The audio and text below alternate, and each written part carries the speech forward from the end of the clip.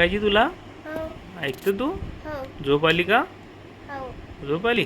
एक गोष्ट ऐक आणि झोपून राहा. पा रामू व श्यामू एकमेकांचे चांगले मित्र होते. रामू व श्यामू दोघेही एकदा जंगलामध्ये जातात. अचानक त्यांना काय होते, अस्वल दिसते. काय दिसते? अस्वल. अस्वल पाहिलं का तू? हो कुठं पाहिलं? खरोखर पाहिलं की मोबाईलमध्ये पाहिलं? मग खरं खरं पाहिलं. खरोखर पाहिलं का? हो का? कशा कलरचं असते? काळ्या काळा पिवळा. काळ्या आणि पिवळ्या कलरचं असते का? बरं बरं. काळा पिवळा असते. तर अचानकच आहे की नाही, त्याला अस्वल दिसते. समोर येते त्याच्या रामू आणि श्यामू. कोणते कोणते मित्र असतात? काय असतात ते? आणि सामू. राम आणि श्याम. मग श्यामू काय म्हणते? श्यामू काय करते? पटकन झाडावर चढून जाते. रामूला झाडावर चढता येत नाही. रामूला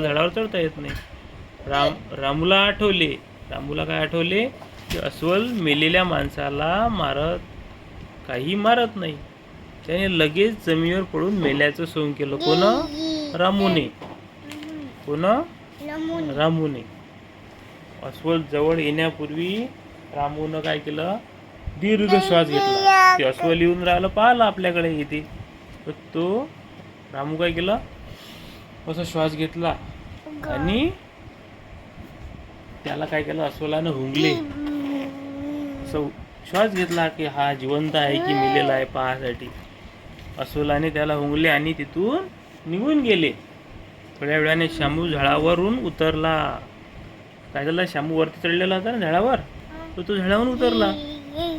मग श्यामूनं काय केलं? रामूला विचारले की अस्वलाने तुझ्या कानात काय सांगितले? रामू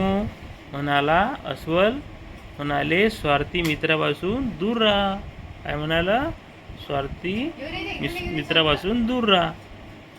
काय म्हटलं मग? याच्यावरून आपल्याला काय लक्षात येते बेटा? संकटकाळी मदत करतो तोच आपला काय असतो? खरा मित्र असतो. कारण की जेव्हा अस्वल आले तेव्हा श्यामू कुठं चढला होता? झाडावरती. रामूला सोडून जायचं होतं का त्याने? नाही. त्याला घेऊन वरती चढायचं होतं, नाही तर तिथून निघून जायचं होतं. पण काय केलं? त्याला त्या अस्वलाच्या स्वाधीन करून तो झाडावर चढला.